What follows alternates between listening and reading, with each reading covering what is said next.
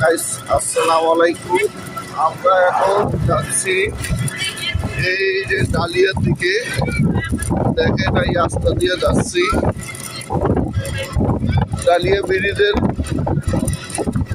রওনা দিছি আমাদের ফ্যামিলিগত নিয়ে। তা এই যে রাস্তা, এটা এখন আমরা পার হয়েছি কন্দিপুর। খুব ঠান্ডা, খুবই ঠান্ডা, আর অটোতে যাচ্ছি তো তাই গরম লাগতেছে।